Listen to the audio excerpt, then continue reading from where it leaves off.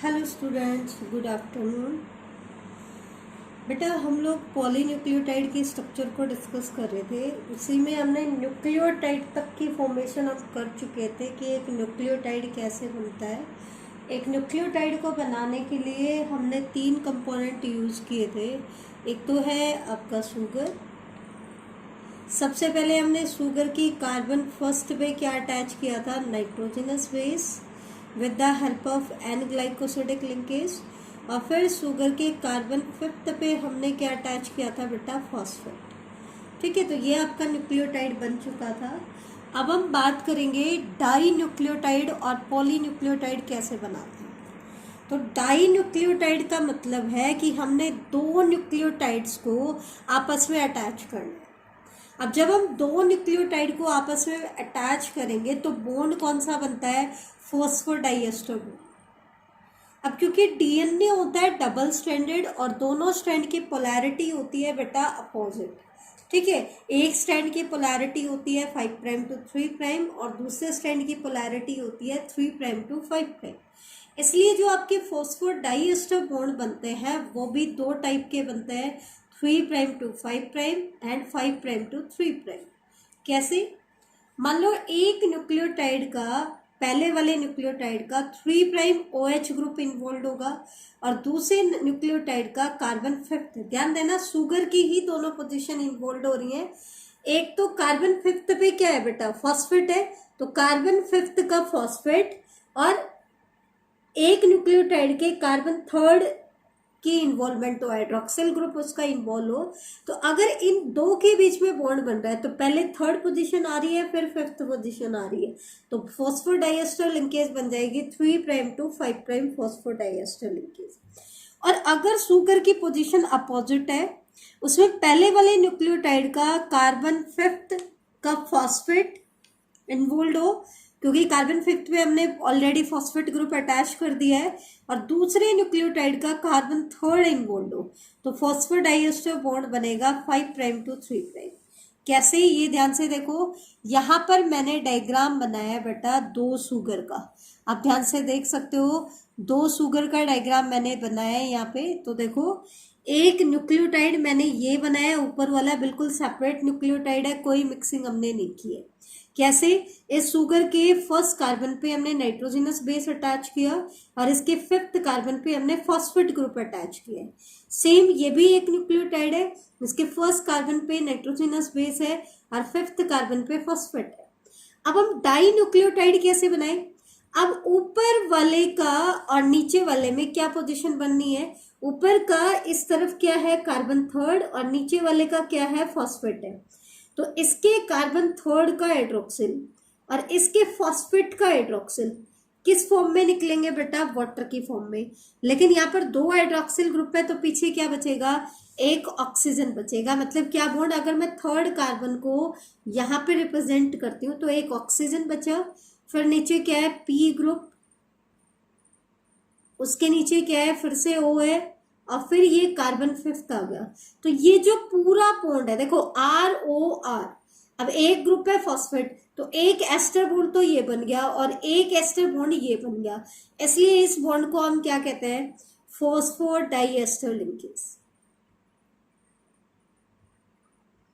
इस लिंकेज को हम क्या बोलेंगे, फॉस्फोडाइएस्टर लिंकेज। अब क्योंकि ऊपर वाले का कार्बन थर्ड इन्वॉल्व हो रहा है, नीचे वाले का कार्बन फिफ्थ का फॉस्फेट इन्वॉल्व हो रहा है, तो इस बॉन्ड को हम बोलेंगे 3 प्राइम टू 5 प्राइम फॉस्फोडाइएस्टर। अब मान लो अपोजिट स्ट्रैंड की पोलैरिटी है 3 प्राइम टू 5 प्राइम। पोलैरिटी भी मैं आपको बताऊंगी। तो मान लो शुगर ऐसे इन्वर्टेड है। अब शुगर हमने ऐसे इन्वर्टेड बना दिया, फर्स्ट पोजीशन हम इधर दिखा रहे हैं, तो नाइट्रोजनस बेस किस तरफ आएगा, ऑक्सीजन की तरफ, और कार्बन फिफ्थ भी किस तरफ होगा, ऑक्सीजन की तरफ होगा।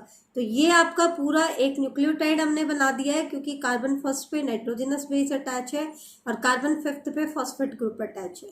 सिमिलरली एक नीचे हमने न्यूक्लियोटाइड बनाया है, इसके कार्बन फर्स्ट पे नाइट्रोजनस बेस है और कार्बन फिफ्थ पे क्या है, हमने फॉस्फेट ग्रुप को अटैच करा दिया है। किसको अटैच करा दिया है, फॉस्फेट। अब क्या होगा, अब ऊपर वाले की थर्ड पोजीशन तो बहुत ऊपर है, तो इसकी फिफ्थ पोजीशन इसकी थर्ड पोजीशन के साथ बॉन्ड बनाएगी, किसके थ्रू, फॉस्फेट के थ्रू। तो फिर से क्या होगा, इसका हाइड्रोक्सिल और इसका हाइड्रोक्सिल किसकी फॉर्म में निकल जाएंगे, वाटर की फॉर्म में, और पीछे क्या बचेगा, आपका ऑक्सीजन। लेकिन इस बार क्या है, ऊपर है कार्बन फिफ्थ, फिर O, फिर आपका फॉस्फेट है, फिर O, और फिर है carbon third of next nucleotide. तो ये फॉस्फोडाइएस्टर बॉन्ड कहलाएगा 5 प्राइम टू 3 प्राइम। बेटा जब सिंगल स्ट्रैंडेड डीएनए या आरएनए होता है तो उनके केस में तो एक ही टाइप का फॉस्फोडाइएस्टर बनेगा, लेकिन अगर डबल स्ट्रैंडेड डीएनए होता है तो क्योंकि दोनों स्ट्रैंड की पोलैरिटी अपोजिट होती है तो उनकी एक स्ट्रैंड पे तो 3 प्राइम टू 5 प्राइम फॉस्फोडाइएस्टर बनता है और दूसरे पे क्या बनता है, 5 प्राइम टू 3 प्राइम। अब कैसे, अब हम बात करते हैं इसी मैनर में हम क्या करेंगे बेटा, आगे के फर्दर न्यूक्लियोटाइड्स को ऐड कर देंगे। इसी के नीचे हम क्या कर देंगे, एक और न्यूक्लियोटाइड को ऐड कर देंगे। जिस मैनर में हमने ऊपर वाले न्यूक्लियोटाइड को ऐड किया था सेम मैनर में हम इसके नीचे ऐड करेंगे। कैसे, सबसे पहले तो न्यूक्लियोटाइड बनाओ, कुछ नहीं करना है, सबसे पहले क्या बनाना है, न्यूक्लियोटाइड बनाना है। ठीक है, जैसे हमने वहां पे किया था वैसे ही यहाँ पर भी हमें क्या करना है, न्यूक्लियोटाइड बनाना है। बना दिया। न्यूक्लियोटाइड बनने के बाद हमें क्या करना है, इसका कार्बन थर्ड का हाइड्रोक्सिल और इसका hydroxyl water dehydration reaction show करेंगे, और ये एक और न्यूक्लियोटाइड हमने ऐड कर दिया। सेम हम इसमें भी कर देंगे, कोई चेंज नहीं है। अब एक चीज देखो, ये एक पॉलीन्यूक्लियोटाइड चेन हमारे पास बनी, तो इसके अंदर एक स्ट्रैंड की पोलैरिटी होगी 3 प्राइम और एक स्ट्रैंड की पोलैरिटी होगी 5। मतलब एक सिंगल स्ट्रैंड पे एक एंड पे 3 प्राइम एंड होगा और एक पे 5 प्राइम। अब कौन सा 3 प्राइम होगा कौन सा 5 प्राइम वो हम कैसे डिसाइड करते हैं, उसके लिए 2 पोजीशन मैटर करती हैं। क्या, एक तो शुगर की कार्बन थर्ड और एक शुगर का कार्बन फिफ्थ का फॉस्फेट। जो फॉस्फोडाइएस्टर लिंकेज में इन्वॉल्व होता है ना, वही 2 पोजीशन मैटर करती है। अब इन दोनों में से जोन सी पोजीशन फॉस्फोडाइएस्टर लिंकेज में इन्वॉल्व नहीं है वही उसकी पोलैरिटी होगी। अगर कार्बन थर्ड इन्वॉल्व नहीं हो रहा है तो 3 prime polarity, carbon fifth involve नहीं हो रहा है तो पोलैरिटी क्या होगी, 5 प्राइम। तो देखो ये वाला न्यूक्लियोटाइड है, ध्यान से देखो, इसका कार्बन थर्ड तो फॉस्फोडाइएस्टर लिंकेज में यूज हो रहा है और इसका कार्बन फिफ्थ का फॉस्फेट क्या है, फ्री है। ये फॉस्फोडाइएस्टर लिंकेज में इन्वॉल्व नहीं है। इसका मतलब इस चेन का ये कौन सा एंड होगा, 5 प्राइम एंड। कौन सा एंड, 5 प्राइम एंड। इसी तरीके से इस चेन के एंड में आ जाओ, आप देखो इसका कार्बन फिफ्थ जो है वो तो फॉस्फोडाइएस्टर लिंकेज में इन्वॉल्व हो रहा है, हम देख रहे हैं, और कार्बन थर्ड इसका क्या है बेटा, फ्री है। कार्बन थर्ड क्या है, फ्री है। तो इसका ये एंड क्या कहलाएगा, 3 प्राइम है। सेम इस तरीके से आप दूसरी चेन पे आ जाओ, ये जो न्यूक्लियोटाइड है इसका कार्बन थर्ड फ्री है और इसका कार्बन फिफ्थ जो है वो फॉस्फोडाइएस्टर बॉन्ड में इन्वॉल्व हो रहा है। तो जोन सी पोजीशन फ्री है वही उसकी पोलैरिटी है। तो इस तरफ कौन सी पोलैरिटी होगी, 3 प्राइम। फिर इसके लास्ट न्यूक्लियोटाइड पे आ जाओ, इसमें देखो कार्बन थर्ड जो है वो इसका फॉस्फोडाइएस्टर लिंकेज में इन्वॉल्व हो रहा है, लेकिन कार्बन फिफ्थ का फॉस्फेट क्या है, फॉस्फोडाइएस्टर का पार्ट नहीं, एस्टर तो बना रहा है लेकिन फॉस्फोडाइएस्टर नहीं बना रहा है। तो इस एंड की पोलैरिटी क्या हो जाएगी, 5 प्राइम। तो इस तरीके से जैसे हमने डाई न्यूक्लियोटाइड बनाया इसी मैनर में हम बाकी के न्यूक्लियोटाइड्स को भी ऐड करते जाएंगे और इस तरीके से हमारे पास एक पूरी की पूरी पॉलीन्यूक्लियोटाइड चेन बन जाएगी। अब मैं आपको दिखा रही हूँ डायग्राम एनसीईआरटी के अंदर जो एक पॉलीन्यूक्लियोटाइड चेन का डायग्राम दिया है, सिंगल स्ट्रैंडेड और डबल स्ट्रैंडेड, तो वो मैं आपको दिखा देती हूँ। तो देखो ध्यान से, यहाँ पे मैं आपको दिखा रही हूँ सिंगल स्ट्रैंडेड। आप इसको ऐसे भी ऑब्जर्व कर सकते हैं, अगर आप ऑब्जर्व करोगे तो ऐसे आपको क्लियरली दिख जाएगा। तो देखो बेटा, ये एक पॉलीन्यूक्लियोटाइड चेन एनसीईआरटी ने दी है। तो देखो बेटा, ये आपका पहला न्यूक्लियोटाइड है। कैसे कैसे पता चला, यहाँ पे आपका नाइट्रोजनस बेस अटैच है, दैट मीन्स ये पोजीशन कौन सी है, फर्स्ट, ये कौन सी है, सेकंड, ये कौन सी है, थर्ड, ये कौन सी है, फोर्थ, और ये क्या है, फिफ्थ। पहले आपको न्यूक्लियोटाइड पूरा करना है। तो शुगर के साथ हमने फर्स्ट पोजीशन पे नाइट्रोजनस बेस अटैच किया। नाइट्रोजनस बेस किस तरफ होगा, इस पॉइंटेड एंड की तरफ, तो ऊपर की तरफ हम दिखाएंगे इसमें। और फिफ्थ पोजीशन पे फॉस्फेट अटैच करना है, ठीक है। फिर आपको नीचे एक और न्यूक्लियोटाइड बनाना है। पहले ऐड करने से पहले न्यूक्लियोटाइड पूरे करो। शुगर अटैच किया, फिफ्थ पोजीशन पे फॉस्फेट लगाया, फर्स्ट पोजीशन पे नाइट्रोजनस बेस लगाया। सिमिलरली नेक्स्ट आप आ जाओ, सबसे पहले शुगर बनाया, फर्स्ट पोजीशन पे नाइट्रोजनस बेस, फिफ्थ पोजीशन पे क्या अटैच कर दिया बेटा, फॉस्फेट। फिर हमें क्या करना है, इसके फॉस्फेट को ऊपर वाले थर्ड कार्बन से अटैच करना है। इसके फॉस्फेट को थर्ड कार्बन से अटैच करना है। ये देखो सिंपल, अगर आपको न्यूक्लियोटाइड बनाना आता है तो चेन बनाने में कोई दिक्कत नहीं आएगी। अब देखो इस पॉलीन्यूक्लियोटाइड चेन में इधर क्या एंड दिखाया है, 5 प्राइम फॉस्फेट दिखाया है, 5 प्राइम एंड दिखाया है। यहाँ पे क्यों दिखाया है, क्योंकि देखो इसका थर्ड पोजीशन जो है वो तो फॉस्फोर डाइएस्टर लिंकेज में इन्वॉल्व हो रहा है, और इसका फिफ्थ कार्बन जो है वो फॉस्फोर डाइएस्टर का पार्ट नहीं है। तो ये एंड क्या कहलाएगा, 5 प्राइम एंड। और इसके अपोजिट एंड पे आप जाओगे तो ध्यान से देखो, इसका कार्बन फिफ्थ का फॉस्फेट तो फॉस्फोर डाइएस्टर लिंकेज का पार्ट है, लेकिन कार्बन थर्ड क्या है, फ्री है। तो ये एंड कहलाएगा इसका 3 प्राइम एंड। सिमिलरली आपको डबल स्ट्रैंडेड डीएनए का डायग्राम बनाना है। किसका बनाना है, double stranded. Double stranded DNA का अगर आप डायग्राम बनाओ तो एक से ध्यान रखना, क्या, कॉम्प्लीमेंटैरिटी। दोनों स्ट्रैंड के नाइट्रोजनस बेसिस के बीच में कॉम्प्लीमेंटैरिटी होती है, और ये कॉम्प्लीमेंट्री जो नाइट्रोजनस बेसिस होते हैं ये हाइड्रोजन बॉन्डिंग से अटैच होते हैं। कैसे, एडेनिन और थाइमिन के बीच में डबल हाइड्रोजन बॉन्ड बनता है, और ग्वानिन और साइटोसिन के बीच में ट्रिपल हाइड्रोजन बॉन्ड बनता है। जहाँ पे 80 पेयर आ रहा है वहां पे डबल हाइड्रोजन बॉन्ड दिखा रहे हैं, और जहां जीसी पेयर आएगा बेटा वहां पे क्या दिखाएंगे, 3 हाइड्रोजन बॉन्ड दिखाएंगे। कितने हाइड्रोजन बॉन्ड दिखाएंगे, 3। तो सिंपली करना क्या है, पहले एक चेन कंप्लीट करो। आप मान लो ये वाली चेन बना रहे हो, तो सबसे पहले आप ये पॉलीन्यूक्लियोटाइड चेन बनाओ, एक एक न्यूक्लियोटाइड अलग अलग बनाओ, और फिर उनके बीच में फॉस्फोर डाइएस्टर लिंकेज बनाते जाओ।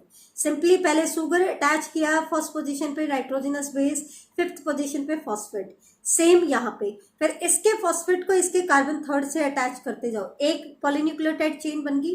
फिर आपको क्या करना है, कॉम्प्लीमेंट्री रूल को ध्यान रखना है। ए के अपोजिट सबसे पहले क्या बनाओ, टी बनाओ, टी के अपोजिट ए, जी के अपोजिट सी, सी के अपोजिट जी। 80 जिससे पेयर है, ए हमेशा बेस पेयरिंग करेगा टी के साथ, टी ए के साथ, जी सी के साथ, एंड वाइस वर्सा, मतलब सी जी के साथ। ये चीज ध्यान रखना। फिर आपको क्या करना है, ये नाइट्रोजनस बेस आपने बनाया तो इसके साथ आपका पूरा न्यूक्लियोटाइड बनाना है।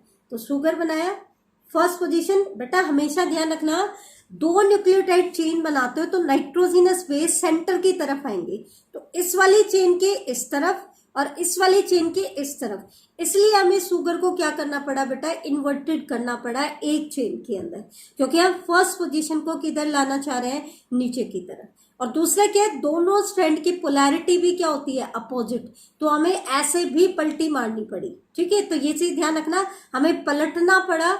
एक तो रोटेशन हमने दिया ऐसे, और फिर हमने इसको ऐसे रोटेट कर दिया, तो दोनों तरीके से हमने रोटेशन दिया।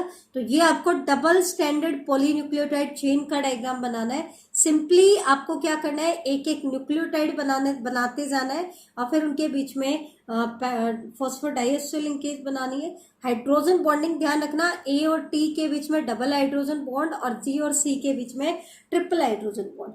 पोलैरिटी फिर से आप देख सकते हो, ये न्यूक्लियोटाइड देखो, यहां तक एक न्यूक्लियोटाइड है, तो ये इसकी फर्स्ट पोजीशन है, क्योंकि नाइट्रोजनस बेस फर्स्ट पोजीशन पे आता है। ये सेकंड, ये थर्ड, ये फोर्थ, और ये फिफ्थ। तो इसमें ध्यान से देखो, कार्बन फिफ्थ का फॉस्फेट तो फॉस्फोर डाइएस्टर लिंकेज का पार्ट है, लेकिन कार्बन थर्ड क्या है, फ्री है। तो ये इस एंड की पोलैरिटी 3 प्राइम, और इसके अपोजिट एंड पे अगर आप देखोगे तो ये एक न्यूक्लियोटाइड है आपका। ठीक है, शुगर के साथ नाइट्रोजनस बेस, और इसके फिफ्थ कार्बन पे फॉस्फेट। तो देखो इसका फिफ्थ कार्बन क्या है, फ्री है, फॉस्फोर डाइएस्टर बॉन्ड का हिस्सा नहीं है, जबकि थर्ड पोजीशन किसमें इन्वॉल्व हो रही है, फॉस्फोर डाइएस्टर में। तो ये एंड क्या कहलाएगा, 5 प्राइम एंड। तो ये तो था बेटा आपका single stranded DNA and double stranded DNA. ठीक है, अब हम बात करते हैं डीएनटीपी की। डीएनटीपी की फुल फॉर्म क्या है?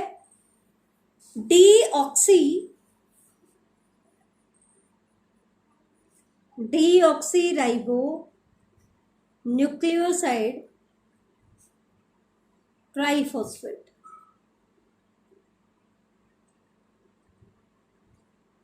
क्या है बेटा? Deoxy ribo nucleoside triphosphate. इसका मतलब पहले आपको क्या बनाना है? डीऑक्सी राइबो न्यूक्लियोसाइड बनाना है। इसका मतलब आपका शुगर क्या है? Deoxy ribo sugar. और डीऑक्सी राइबोज शुगर के साथ आपने कोई नाइट्रोजिनस बेस अटैच करना है, क्योंकि इनको अटैच करोगे तो आपका क्या बनेगा? न्यूक्लियोसाइड बनेगा। अब फिर इस न्यूक्लियोसाइड पे हम तो अटैच करे थे एक फॉस्फेट। कितना फॉस्फेट अटैच करे थे? एक फॉस्फेट। लेकिन हमें इसी फॉस्फेट के ऊपर 2 फॉस्फेट और अटैच करने हैं। तो कैसे अटैच होंगे? सिंबॉलिक रिप्रेजेंटेशन मैं आपको बता देती हूँ। तो सबसे पहले हम न्यूक्लियोटाइड बनाएंगे। कैसे? ये आपका शुगर मैंने बना दिया है, ठीक है, तो ये आपका शुगर हो चुका है। इसके ऊपर फर्स्ट पोजीशन पे मैंने नाइट्रोजनस बेस अटैच कर दिया, ठीक है। 5th कार्बन पे मैंने फॉस्फेट अटैच कर दिया। अब आपको क्या करना है? इससे ऊपर 2 फॉस्फेट और अटैच करने हैं। कैसे? सेम फॉस्फेट बनाया। अब इस फॉस्फेट का हाइड्रोक्सिल और नीचे वाले फॉस्फेट का हाइड्रोक्सिल किसकी फॉर्म में निकलेंगे? वाटर की फॉर्म में। और इसका फॉस्फेट और इसका फॉस्फेट किससे अटैच हो जाएगा? ऑक्सीजन से। तो ये तो हो गया 2 फॉस्फेट हो गए, बाई फॉस्फेट हो गई। फिर इसके ऊपर एक और फॉस्फेट अटैच कर देना है, ठीक है। तो सेम डिहाइड्रेशन रिएक्शन होगी, कुछ नहीं करना है। और यहाँ पे फिर से वाटर निकल जाएगा। अब वाटर निकलने के बाद ये फॉस्फेट और ये फॉस्फेट ऑक्सीजन के थ्रू ऐड हो जाएंगे। तो अब एक चीज देखो, कई बच्चे इसको क्या लिख देते हैं? डीऑक्सी राइबो न्यूक्लियोटाइड ट्राइफॉस्फेट लिख देते हैं। वो गलत हो जाएगा। क्यों? क्योंकि न्यूक्लियोटाइड बनाने के लिए तो आपको एक फॉस्फेट को इंक्लूड करना पड़ेगा, और एक फॉस्फेट अगर आप इंक्लूड कर लेते हो तो आपके पास सिर्फ 2 ही फॉस्फेट बनेंगे। तो या तो इसको बोलो deoxy ribo nucleotide by phosphate, या फिर आप क्या करो? फॉस्फेट को रहने दो, सिर्फ न्यूक्लियोसाइड की बात करो। तो डीऑक्सी राइबो न्यूक्लियोसाइड। डीऑक्सी क्यों? क्योंकि हमने डीऑक्सी राइबो शुगर लिया है। तो डीऑक्सी राइबो न्यूक्लियोसाइड और ऊपर क्या अटैच हो गए? 3 फॉस्फेट अटैच हो गए, ठीक है। तो ये चीज आप ध्यान रखना। जैसे बेटा आपका एटीपी होता है ना, एडिनोसाइन ट्राइफॉस्फेट। तो सबसे पहले आपको क्या बनाना है? एडिनोसाइन बनाना है। एडिनोसाइन मतलब राइबोज शुगर लेना है, और राइबोज शुगर के ऊपर एडेनिन नाइट्रोजनस बेस अटैच करना, ठीक है। तो ये तो हो गया एडिनोसाइन। अब फिर इसके ऊपर 3 फॉस्फेट ऐसे ही अटैच करना, तो ये आपका हो जाएगा एटीपी। 2 अटैच करे हो तो एडीपी हो जाएगा, एडिनोसाइन डाइफॉस्फेट। और 1 अटैच करे हो तो एडिनोसाइन मोनोफॉस्फेट एएमपी, जो कि एक न्यूक्लियोटाइड होता है। अब जो काम बात की है वो चीज ध्यान रखना कि जो डीएनटीपी होते हैं, they have phosphoric acid anhydride bond. ये बेटा केवीपीवाई के पेपर में ये क्वेश्चन आया हुआ है। उनके पास कैसा बॉन्ड होता है? फॉस्फोरिक एसिड अनहाइड्राइड बॉन्ड होता है, ठीक है। तो ये आपकी पॉलीन्यूक्लियोटाइड की बेसिक स्ट्रक्चर खत्म हो जाती है। अब पॉलीन्यूक्लियोटाइड चेन के अंदर ही हम डीएनए की स्ट्रक्चर अब पढ़ेंगे बेटा। तो आपको पता है डीएनए क्या होता है? Deoxy ribo nucleic acid. DNA होता है बेटा डबल स्टैंडर्ड, और डबल स्टैंडर्ड में नाइट्रोजनस बेस जो होंगे अपोजिट स्ट्रैंड के, वो आपस में हाइड्रोजन बॉन्डिंग से अटैच होते हैं। किससे अटैच होते हैं? हाइड्रोजन बॉन्डिंग से। तो डीएनए की स्ट्रक्चर तो हम आगे करेंगे। सबसे पहले ये देखो कि डीएनए को सबसे पहले डिस्कवर किसने किया? तो डीएनए की डिस्कवरी सबसे पहले की थी फ्रेडरिक मिशर ने। कब की थी? 1869 में, ठीक है। फ्रेडरिक मिशन ने 1869 में अपनी जो डीएनए है उसको सबसे पहले डिस्कवर किया था। लेकिन उसने इसको डीएनए नाम नहीं दिया था, उसने इसको क्या नाम दिया था? न्यूक्लिन, ठीक है। उसने इसको क्या नाम दिया था बेटा? न्यूक्लिन नाम दिया था। दोबारा मैं बता देती हूँ, डीएनए की डिस्कवरी सबसे पहले किसने की थी? फ्रेडरिक मिशर ने सबसे पहले डीएनए की इसके अंदर डीएनए को डिस्कवर किया था 1869 में, और इसने इसको क्या नाम दिया था? न्यूक्लिन। क्या नाम दिया था बेटा? न्यूक्लिन। ठीक है। उसने क्या कहा था कि सेल के अंदर एक एसिडिक सब्सटेंस प्रेजेंट होता है, न्यूक्लियस के अंदर, बल्कि एसिडिक सब्सटेंस प्रेजेंट होता है किसके अंदर? न्यूक्लियस के अंदर। और उस एसिडिक सब्सटेंस को इसने क्या नाम दिया था? न्यूक्लिन नाम दिया था। अब एक चीज देखो, न्यूक्लिन की डिस्कवरी मिशर ने की 1869 में, और सेम टाइम पे ही आपको याद हो तो 1856 से 1863 में मेंडल ने अपनी एक्सपेरिमेंट किए थे, हाइब्रिडाइजेशन वाले एक्सपेरिमेंट मेंडल ने किए थे। ठीक है। तो आपको याद ही होगा कि मेंडल ने अपने एक्सपेरिमेंट्स को उसी टाइम पीरियड पे दिया था जिस टाइम पे लगभग फ्रेडरिक मिशर ने क्या दिया था? न्यूक्लिन को डिस्कवर किया था। ठीक है। लेकिन ये समझने में कि डीएनए जेनेटिक मटेरियल है, साइंटिस्ट को बहुत ज्यादा टाइम लग गया। कहाँ आपका 1869 और 1856 था, और कहाँ जाकर के 1926 आ गया। 1926 में the quest to determine the mechanism for genetic inheritance reach the molecular level. भाई मेंडल ने इनहेरिटेंस के रूल तो हमें बहुत पहले ही बता दिए थे, लेकिन इस चीज का क्वेस्ट कब आया दिमाग में लोगों के कि हमें इसका मॉलिक्यूलर बेस जानना चाहिए? वो चीज माइंड में कब आई बेटा? 1826 में। तब जाकर के हमें 1926 में, तब जाकर के हमें 1953 में डीएनए के स्ट्रक्चर के बारे में पता चला था, क्योंकि हम पहले मॉलिक्यूलर लेवल पे गए ही नहीं थे। और क्योंकि 1900 से पहले तो टेक्नोलॉजी में इतनी एडवांसमेंट थी ही नहीं। ठीक है। 1902 में सूटन एंड बोवरी दो साइंटिस्ट आए थे। उन्होंने बताया कि जो चीज ट्रांसफर होती है वो क्रोमोसोम होता है। अब क्रोमोसोम में दो चीजें हैं, न्यूक्लिक एसिड और प्रोटीन। अब इनमें से कौन सी चीज है जो इनहेरिटेंस शो करती है? तो उसके मॉलिक्यूलर लेवल पर जाने में हमें 1926 तक का टाइम लगा। तब जाकर के हमने इसके ऊपर रिसर्च करना शुरू किया, और 1953 में फिर हमें डीएनए के स्ट्रक्चर के बारे में पता चला, जो कि वाटसन एंड क्रिक ने दी थी। वो हम नेक्स्ट लेक्चर में पढ़ेंगे। थैंक यू बेटा।